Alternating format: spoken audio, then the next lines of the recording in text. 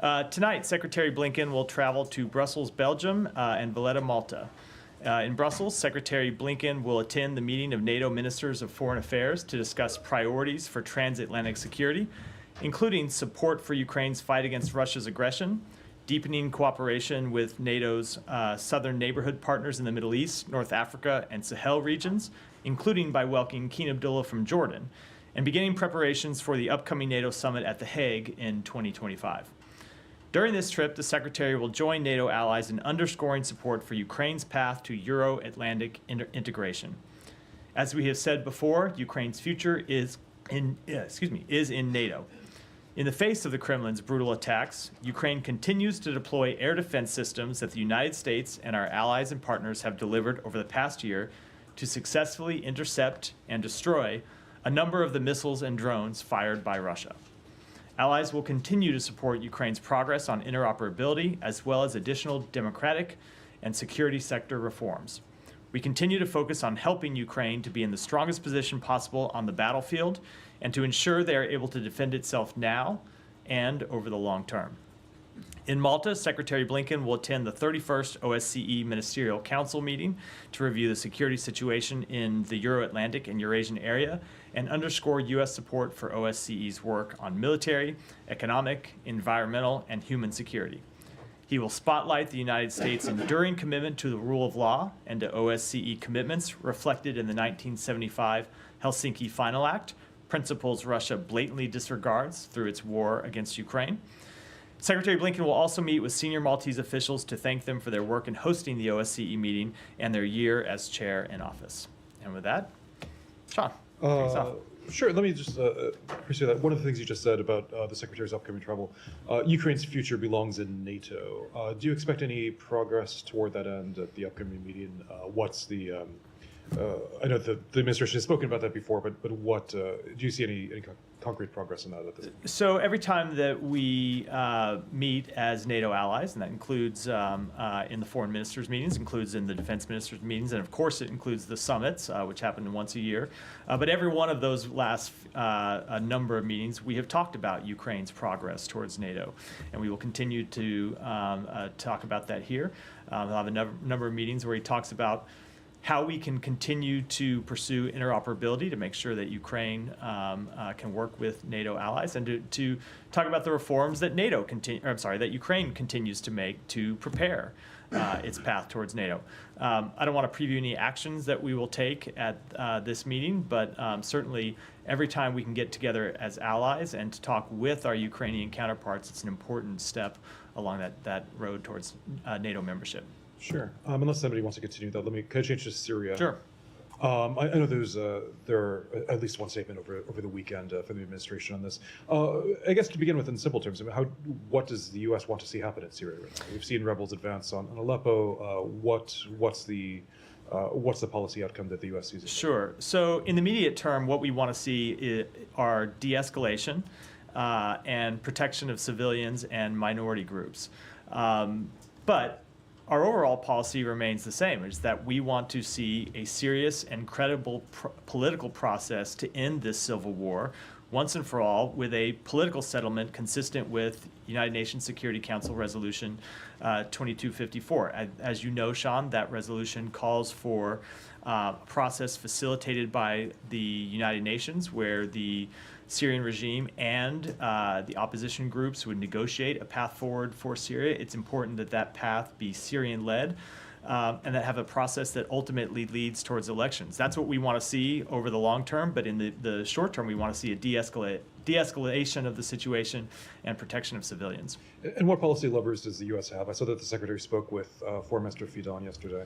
Turkey arguably has more influence than any others on these rebels. Was there a message to Turkey or to the rebels via Turkey? So I'm not going to talk about the private diplomatic conversation that he had with Foreign Minister Fidan, but in all of our conversations with countries in the region, we continue to urge every country to use any influence it has to press for de-escalation. We don't want to see any country try and take advantage of the situation in Syria, to try to take advantage of the instability in Syria. We want to see all countries use their influence, use their leverage to push for de-escalation, protection of civilians, and ultimately a political process forward. And for Assad, I mean, there's over the years there have been various statements on Assad's future. What's the U.S. policy? I mean, should Assad stay? Is the U.S. basically tacitly accepting that he's the least worst option? So look, nothing has changed with respect to our policy. Assad is a brutal dictator with blood on his hands, the blood of innocent civilians inside Syria, blood of his own people on his hands. Ultimately, what we want to see is a political process forward where the Syrian people get to determine who their leaders are. As I said, United Nations Security Council Resolution 2254 called for such a process. The Syrian government has never participated in that process. We continue to call on them to do so. We continue to call on all countries to use their influence to push forward that kind of political process that would lead to a path forward for the Syrian people, where the regime engages with opposition groups. We also believe it would be helpful if Russia and Iran stopped their destabilizing influence inside Syria. We have seen them continue to destabilize the situation going back more than a decade now, continue to play a role that is unhelpful not just to the Syrian people, but to the broader region.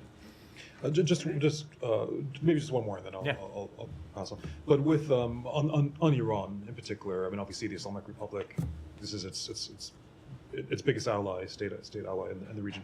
I mean, does the U.S. want to have any sort of break? Does it see that as possible, a break between Assad and the Islamic Republic? And has there been any dialogue or any offers to try to further that goal? So certainly we want to see Iran stop the destabilizing influence that it has inside Syria, because we're not talking about diplomatic relations between Syria and Iran when we talk about the nature of that relationship. We're talking about Iran continuing to fund and to arm and to back attacks on the Syrian people, something that they have done for some time, in the same way that Russia has done. So we want to see Iran's destabilizing influence in Syria and in the broader region curtailed. We don't object to diplomatic relations between countries. What we do object to is the destabilizing influence that Iran plays in Syria and across the broader region. Yeah. Just to come back to follow up on the sanctions question, or the Assad question. In recent months, you said he's a dictator with blood on his hands, but has there been talks in recent months to potentially ease the sanctions on him as in a slight? Basically, your allies in the region have now have a relationship with him, so there was a sense that the U.S. position had softened slightly. Well, let me say two things about that. One, with respect to our sanctions that we have imposed upon the Assad regime, they remain fully in effect. They have not changed. The Syrian regime has shown no change in behavior that would indicate that our sanctions should change. The second thing I'll say about that is, yes, we have seen countries in the region who are close partners in some cases with the United States normalize their relations with the Syrian regime. And if you recall, we were quite clear when those governments normalized relations with Syria that we did not think that was a productive step forward, and that countries should not normalize relations with Syria in exchange for no change in behavior by the Syrian regime. And we have seen no change in behavior by the Syrian regime, which is why we objected to those steps when they took place. So you're saying they shouldn't have normalized relations, but now they have. Do you hope that they will push in a specific direction on Assad? Of course, we hope that every country that has influence with the Syrian regime will push for full implementation of UN Security Council Resolution 2254, that will push for the Assad regime to actually engage with its own people, to actually engage in a dialogue and a political process with its own people, instead of continuing to engage in civil war with them. And I think the Caesar Act sanctions have a sunset clause on December 20th. I think that's down to lawmakers to renew that, but what's the administration's position? Will you be asking for those to be renewed? So I can't preview any steps today that we'll take with respect to Congress, but all of our sanctions, including the mandatory sanctions under the Caesar Act, remain fully in effect today. Just to clarify, I think the previous U.S. government position on Assad had been that he has to go. You're saying, he's a dictator with blood on his hands, but you're not outright saying that it There, should leave. there has been no change in our position with respect to the Syrian regime, but ultimately, we believe that this is a decision for the Syrian people to make, which is why we are calling for a Syrian-led process under the auspices of UN Security Council Resolution 2254 to determine the appropriate path forward for the Syrian government. Yeah, Said, go ahead. Now, you said that countries with influence with the Syrian regime have to use their influence and so on. What about countries with influence over Jabhat Tahrir Sham? That is really a terrorist organization. It has emerged from Jabhat al-Nusra, which is basically Al-Qaeda. So what about those countries that basically aid this rebel group that is really terrorist in nature? As I said, we have been very clear that every country with influence with anyone in Syria should use that influence, should use that leverage to press for de-escalation of the situation, Including Turkey? including every country. Are you talking to Turkey on this area? The secretary talked to, if you looked at the readout we put out, the secretary talked to the foreign minister of Turkey yesterday. But- And without getting into a private diplomatic conversation, I can assure you in all of our conversations with countries in the region, we are urging them to use any influence they have to press for de-escalation. You know, many analysts in the area believe that Turkey, harbors a lot of ambition to basically annex Aleppo and Idlib. They already control, they occupy about 11% of Syria. They control probably 30% of that. So are you urging Turkey to pull out of Syria? Now, I'm not going to get into the private diplomatic conversations. Ultimately, we want to see a path forward for the Syrian people to determine the future of their country. No other country outside of Syria, no other country anywhere in the world. It is a question for the Syrian people and no one else. I want to ask about Gaza, but I'll defer to someone if they want to talk about Syria. On Syria, too, Matt, we know that you are against the Assad regime and you are against HTS, but in the past you supported the rebels, the moderate rebels. Do you support them now in their invasion or in their retaking of the territories in Syria? So we are making clear that we want to see de-escalation of the situation. I don't think I could be any more clear about that. And ultimately, we want to see a political process forward. You were right that the organization that launched this offensive over the weekend is a terrorist organization designated as such by the United States. We certainly do not support that organization in any way, shape, or form. I know I've seen various rumors floating around, not just floating around social media, but in some cases, claims made by people who ought to have credibility that we were somehow behind this offensive. That could not be further from the truth. It is false in every way, shape, or form. You don't support HTS, but you supported and you've been supporting other rebels who are. There are groups that we have supported in the fight against ISIS in Syria. As you know, the United States has engaged a coalition in Syria and Iraq to fight the growth of ISIS, and we continue to support that work to fight the growth of ISIS, to keep ISIS from reemerging as a terrorist threat. As you know, ISIS was a terrorist threat not just in the region, but ultimately a terrorist threat against the United States. It was responsible for a number of terrorist attacks inside the United States, and we are committed to seeing that ISIS continue to be contained and ultimately defeated once and for all. But when it comes to the process inside Syria and the path forward for Syria, we want to see a de-escalatory path, and we want to see a political process, a political path forward. On Lebanon now, there are violations of the ceasefire from Israel and Hezbollah. Are you aware of that, and what's your assessment of the ceasefire? So let me say this about the ceasefire that went into place last week after fairly intense couple months of diplomatic work by the United States, led principally by the President's special envoy, by Amos Hochstein, but engaged really by people throughout the government to get over the finish line. So what we have seen since the ceasefire went into effect is it being successful. Broadly speaking, it has been successful in stopping the fighting and getting us on a path where we are not seeing the just daily loss of life that we had seen for 2 months prior. Now, with respect to violations or potential violations of the ceasefire, we set a mechanism up to look into this very question, where the United States, along with France, will engage with The Israeli military will engage with the Lebanese military to look at potential violations. We obviously anticipated that there might be violations because anytime, or nearly any time, you have a ceasefire of this nature, you have either claimed violations of the ceasefire, especially in the opening weeks when things are very fragile, or you have real violations of a ceasefire. So what we are doing is engaging through this mechanism to look at all of these reports of violations of the ceasefire and deal with them through the channels that the mechanism set up, and that's what we'll do over the coming days. And a couple of ones too, if you don't mind. Speaker Berry has set January 9th as a date for the Lebanese parliament to elect a new president.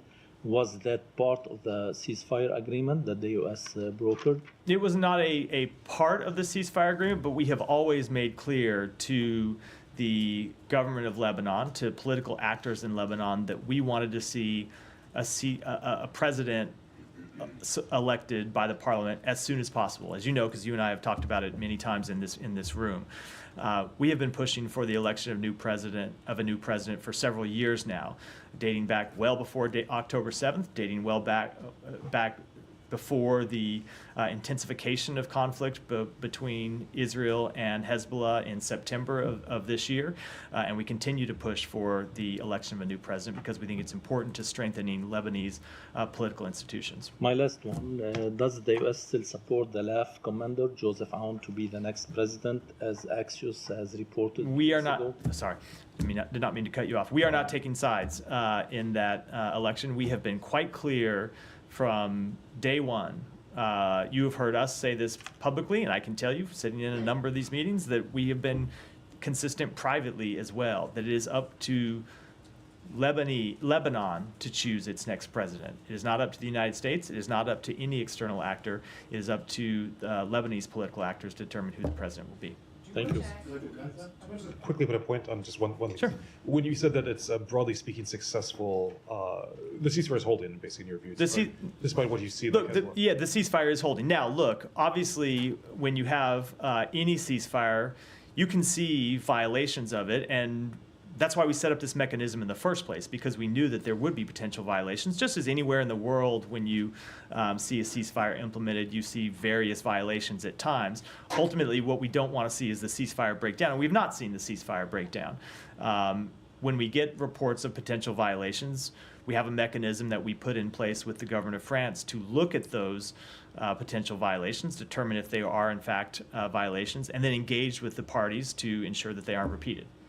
Have you determined whether there are violations, that there have been violations over the past This days? is work that's ongoing through the mechanism. I think it's appropriate for me to let that mechanism do its work privately and speak to the parties before I talk about the results of that work from the podium here. And I should add, it's not just that's also the case because this is not just the U.S. that is a participant in this mechanism. The government of France is as well. So we need to engage with our partners about these reports that of violations. almost raised violations with the Israeli government. Can you say whether those were adjudicated or just concerns of potential violations? I'm not going to speak to those reports other than what I've already said, which is we take all of them very seriously, and we work through the mechanism that we set up to adjudicate them. And ultimately, if we do see violations of the ceasefire, we'll go to the parties and tell them to knock it off.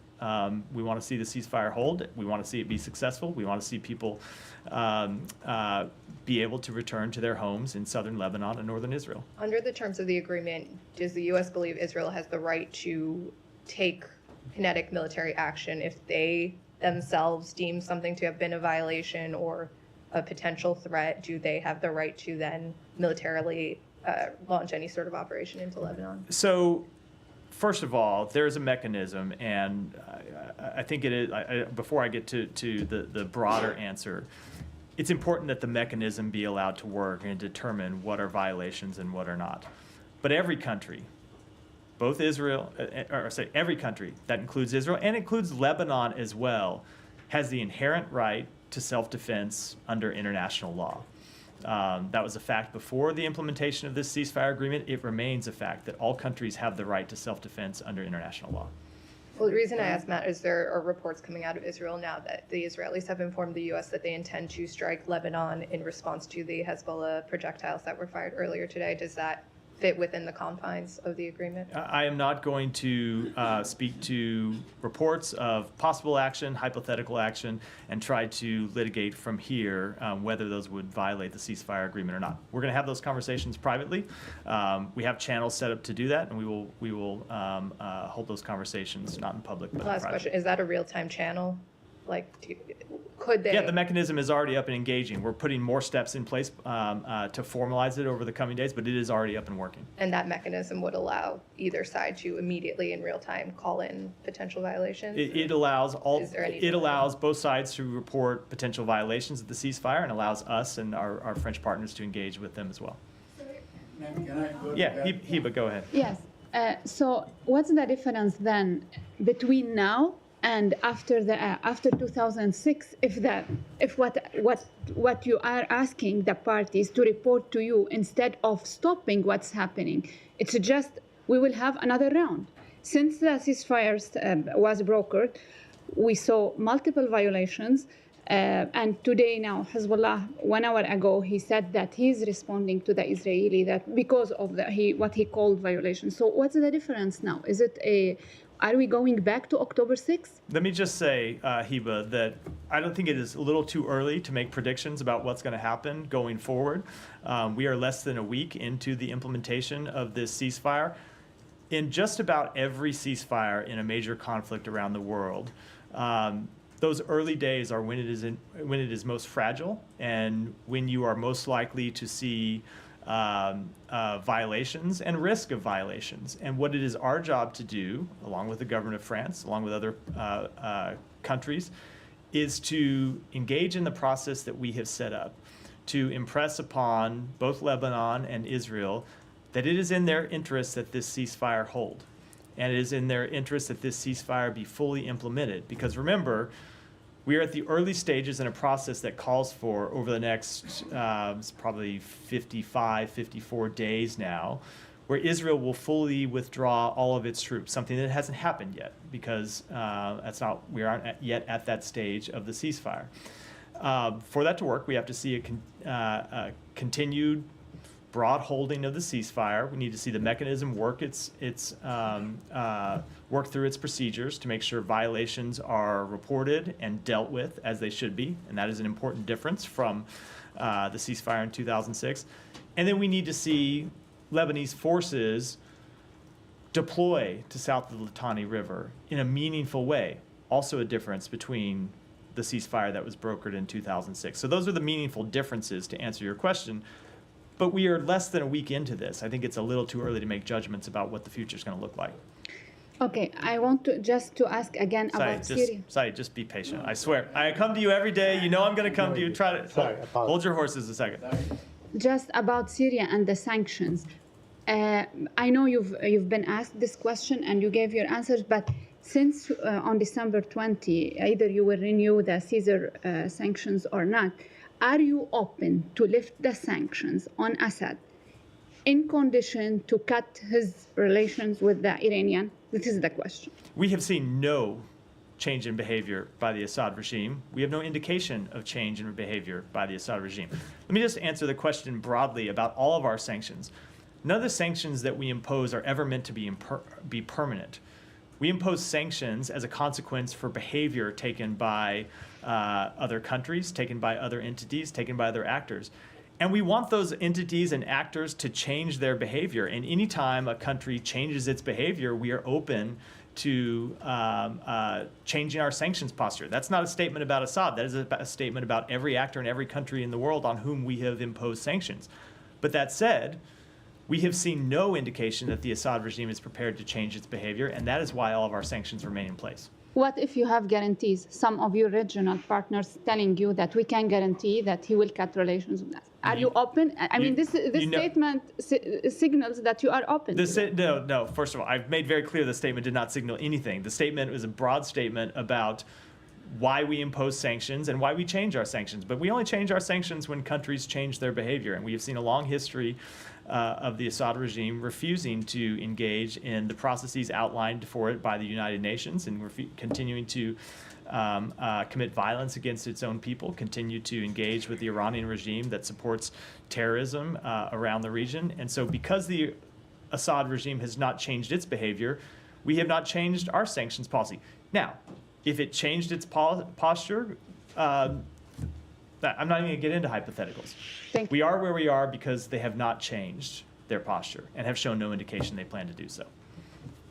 Saeed. On this matter, Thank you. It- Saeed's going to jump out of his chair, but go ahead. Okay. they are ready to forget all Assad regime Absolutely not. history. Absolutely not. Saeed, let me. Yeah, go ahead. Syria, go ahead. I wanted to go to Gaza. You want? Okay. It's. Two quick questions. I'll let the room work it out. I'm here Yeah. to take your questions.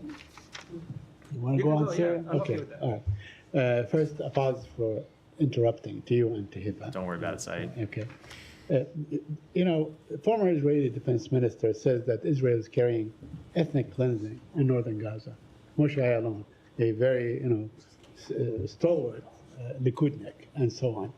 So why is that offensive to you? Why can't you say what Israel is doing is basically ethnic cleansing? So we have engaged with the government of Israel about its actions in northern Gaza. I think those statements refer broadly to the so-called general's plan. I can tell you two things. Number one, they have said to us that's not their policy. And number two, we have made clear to them that that we would fundamentally reject any such policy. I can't speak to the assessments made by a former Israeli military official. I can tell you that when it comes to potential violations of international humanitarian law, something else he raised in his statement, we have our ongoing assessments, and they have not concluded. But most observers see what's going on and they term it as such. They I know you disapprove the word genocide and so on, but a lot of people think what's going on is genocide, especially that the threshold has crossed 45,000 people. So I'm saying that at one point, the U.S.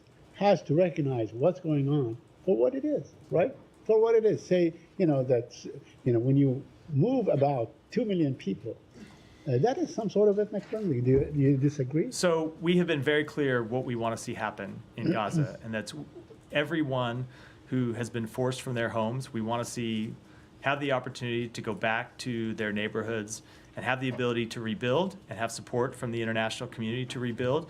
And we continue to engage, not just with the government of Israel, but with other countries in the region to work to get both a ceasefire and the release of hostages and a plan for the day after that would ultimately allow those Palestinians who have been displaced to do that. But there seems to be no plan for the day after as far as Israel is concerned. We have not seen it. We have not seen it in statement or in deeds and so on. In fact, yesterday, or the day before, I don't remember, they killed three other workers from the World Central Kitchen, so that Israel shows its intent to deprive Gaza of any kind of aid that goes, under the pretext that they are attacking a militant. I mean, they've killed the people that committed October 7th. There were maybe 1,400. They have killed already 45,000 people, and they keep doing this under the guise or the pretext or the claim that there was a militant among those people. So, with respect to that strike, I can't speak to it. I know that they have made the public claim that one of the people killed in that strike was affiliated with the attacks on October 7th, or had been involved in the attacks of October 7th. If that's true, it would, of course, be extremely troubling. But that said, there were other civilians who died in that strikes, which is why we continue to push for a ceasefire. I can tell you that the Secretary is meeting with Israel's Minister for Strategic Affairs, Ron Dermer, later today here at the State Department, where he is going to continue to express the position of the United States that we need to get a ceasefire, we need to see the hostages released, we need to implement plans for the day after that would allow or would establish governance, security, and reconstruction inside Gaza, and that ought to be an urgent priority, not just for the United States, not just for other countries in the region, but for Israel as well. Would you demand to look at the evidence that Israel claims to have used in killing the kitchen, central kitchen, the world's central kitchen. It's a Washington-based organization. Look, we think that barring any unique intelligence sensitivities, that's evidence that they ought to make public for the world to see. And you think they will? No, I'm not going to make any predictions about the future. Thank you. Thank you, Matt. Going back to Syria. The U.S. designated terrorist group Tahrir al-Sham, they controlled almost all Aleppo city. But there are some areas like al-Sharafiyya and Sheikh al-Maqsoud, which these areas are under control of the SDF, the U.S. partners in the region. And there are big violations against the civilians. You mentioned that the U.S. wants to protect the civilians. Even the Secretary Blinken mentioned that in his call with Minister Fidan. So are you going to take any actions to protect civilians in Syria, at least in those areas that are under control of the SDF? We are going to continue to make clear to every party and every country who engages with parties inside Syria that they need to do everything possible to protect civilians, yes. And what are you doing? Are you going to take any action? Because What do you mean forces action? there- You have forces there. If these groups are going to those areas that We have under forces control- there to participate in the coalition against ISIS to prevent ISIS from reasserting itself inside Syria. But I can tell you that all of our engagements inside Syria and everywhere in the world, we push every party that we engage with to do everything possible to protect civilians. And there are tons of footage that shows the violations against people, women, and even these militants. They wear the ISIS clothes and they raise the ISIS flag and logos. So don't you see them as a future security threats on the region and the U.S. interest in the region? I don't know what video you're referring to, so I can't comment to it. I Thank can't you. comment on it from here. Alex, go ahead. You mentioned Secretary will underscore support for Ukraine's NATO path. President Zelensky just yesterday, day before yesterday actually, renewed his call for NATO invite.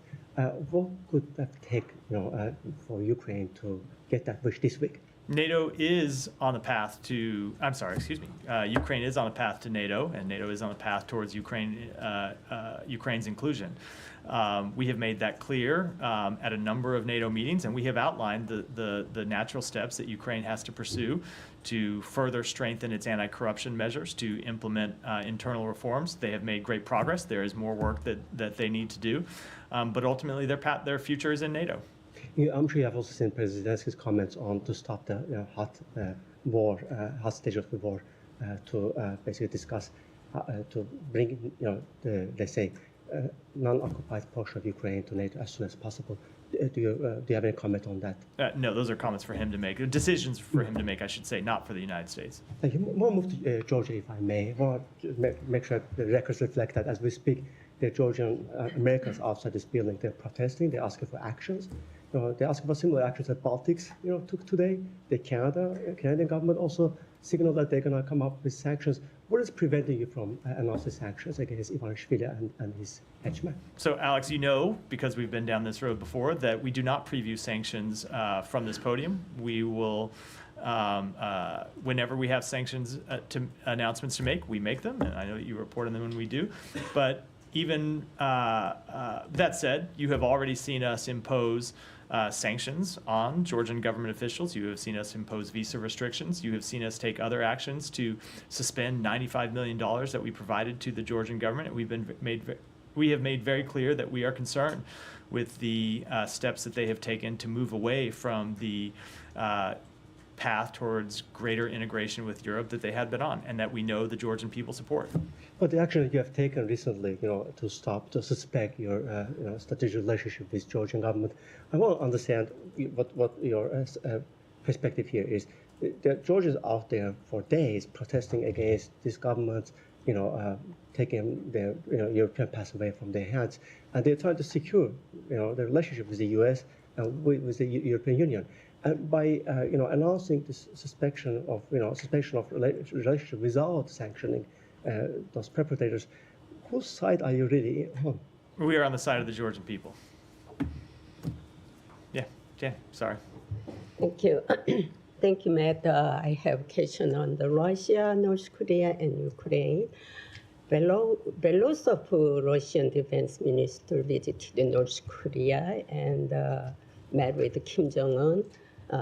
Kim Jong-un said that he fully supports Russia's territorial integrity And the Defense Minister Belousov requested additional supports for artillery shells and additional North Korean troops.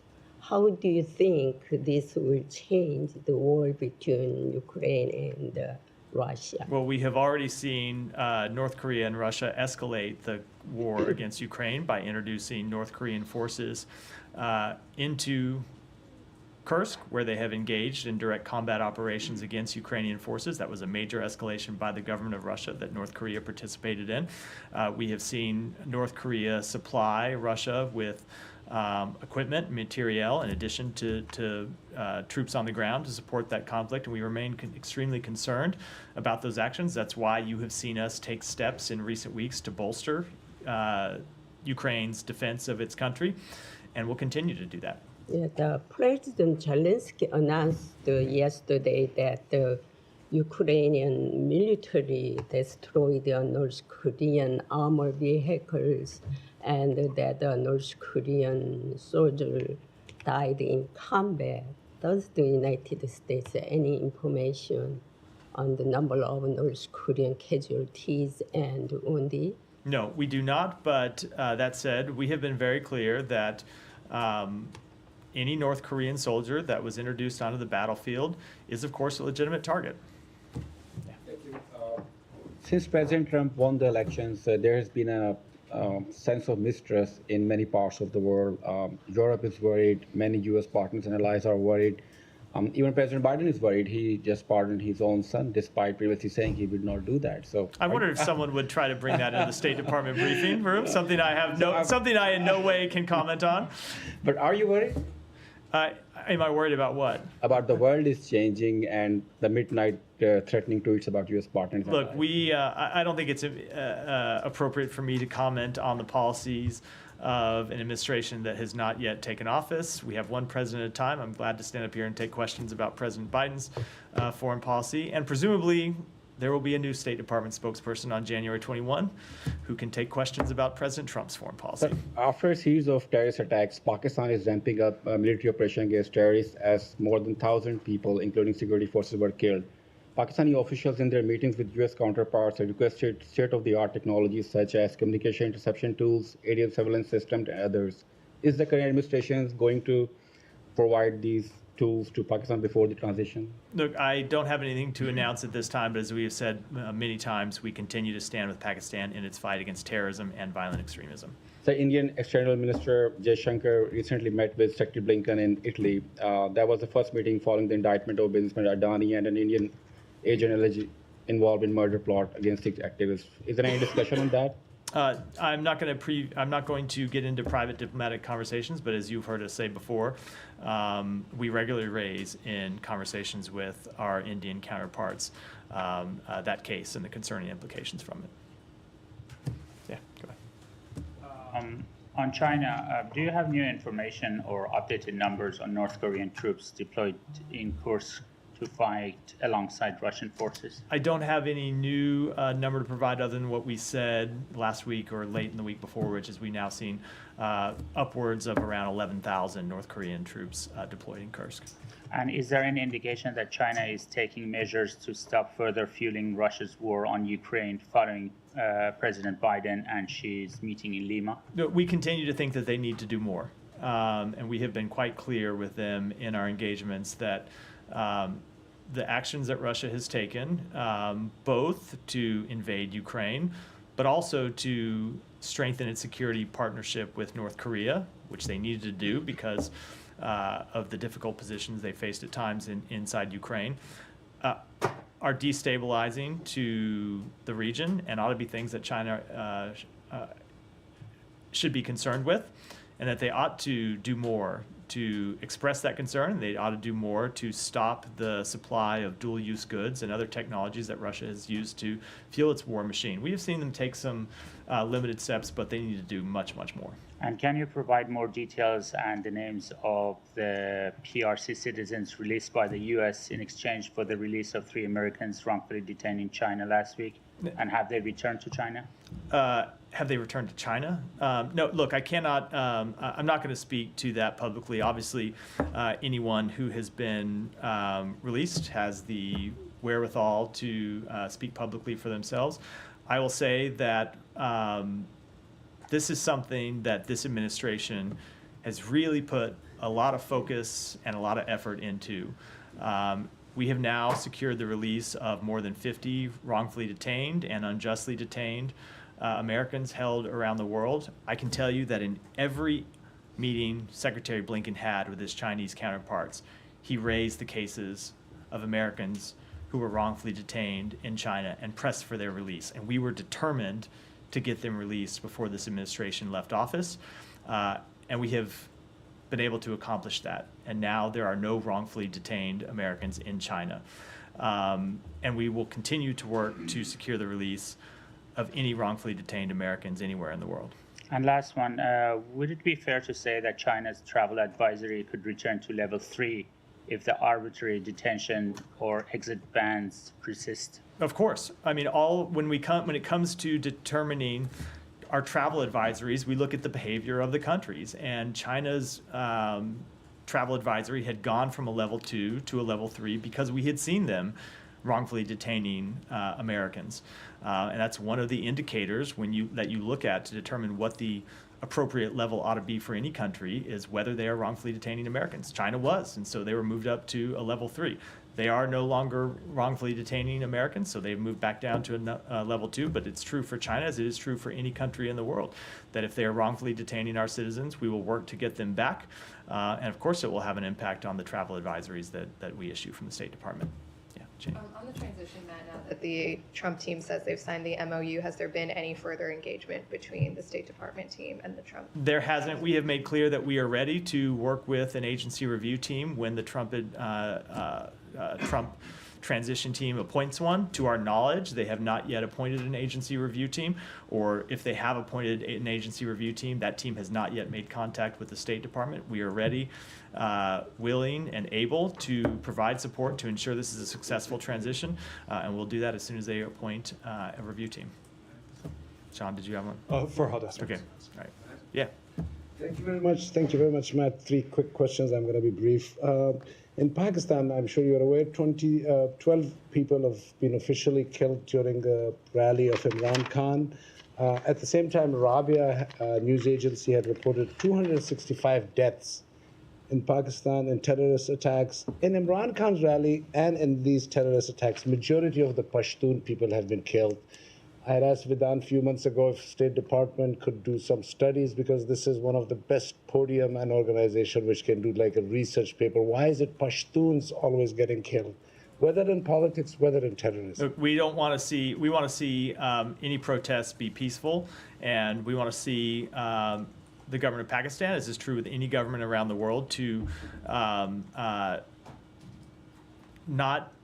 to engage with peaceful protests respectfully, and to deal with them peacefully.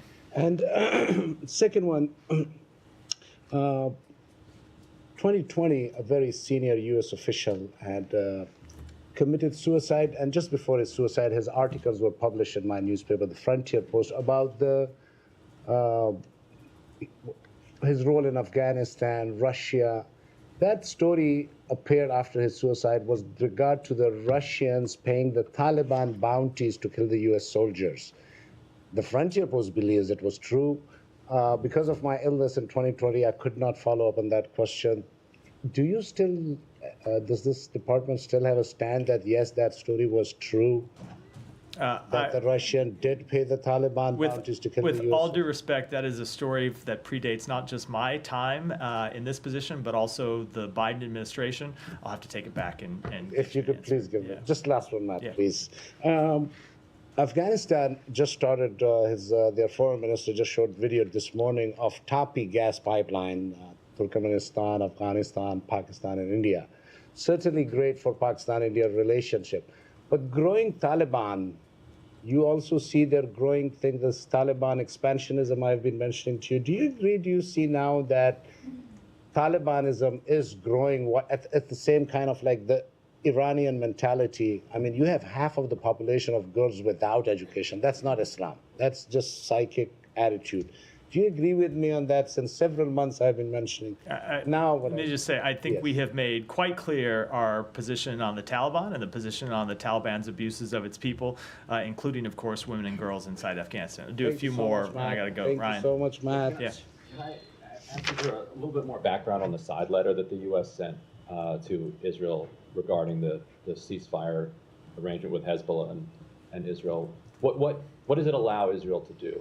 Look, I don't have anything more I can speak to about the ceasefire agreement, but I will say that a lot of the reporting around the ceasefire agreement tends to treat as news that Israel can exercise what ultimately is a right that every country has. Every country has the right to defend itself against terrorist attacks. Israel has that right. Lebanon has that right. Every country in the world has that right. And they have that right under international law. But the United States often characterizes Israeli attacks as defense.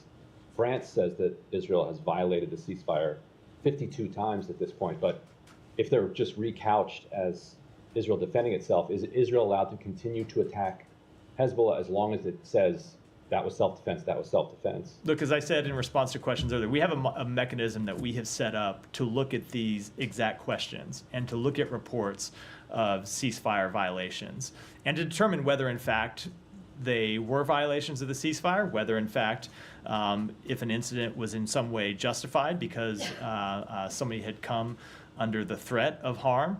And I'm not going to make those judgments from here before that group has the opportunity to work through these questions. That's why we set it up in the first place, so it could do so in a diligent way, and that's what they're going to do. But that said, we believe that it is in the interest of Israel and Lebanon that this ceasefire hold.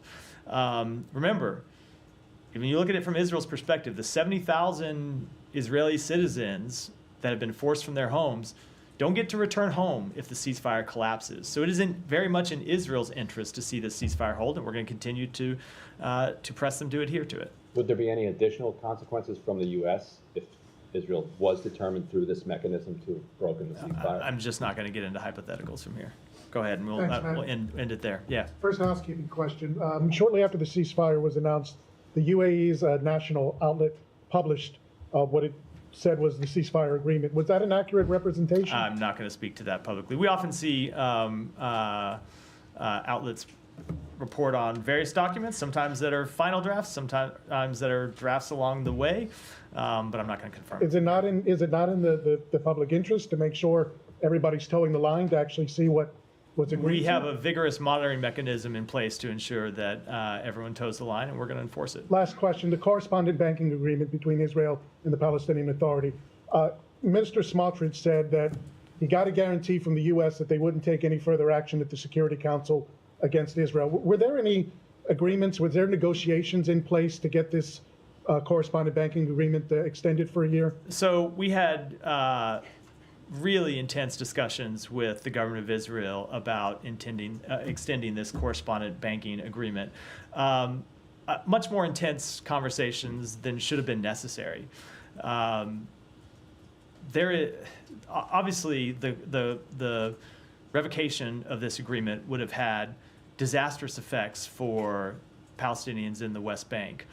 But the point we kept impressing upon the government of Israel is that it would have had disastrous implications for the Israeli public as well. It is not in Israel's interest to see further instability in the West Bank. It is not in Israel's interest to see the economy of the West Bank collapse. So it's incredibly frustrating that it took this long to get the government of Israel to extend this agreement for the year that it now did, something they should have just done through the regular course of business without any, let's call it, intense diplomatic efforts by the United States. Now, that said, with respect to the United Nations Security Council, we will continue to look at every resolution that comes before the United Nations Security Council and judge whether voting yes, voting no, voting abstaining is in the interest of the United States, and we will make our judgments based on that and nothing else. Last question. Yoav Yeah. Gala, any meetings planned at the State Department for him this week? I don't have any to announce. As I think you know, Secretary. I announced at the beginning of the briefing. Secretary Blinken is leaving tonight, so he won't be here the remainder of the week. I don't know whether he's meeting with other officials at the State Department while he's here. With that, I'm late for a meeting, so I got to wrap for today. Thanks, everyone. Thanks.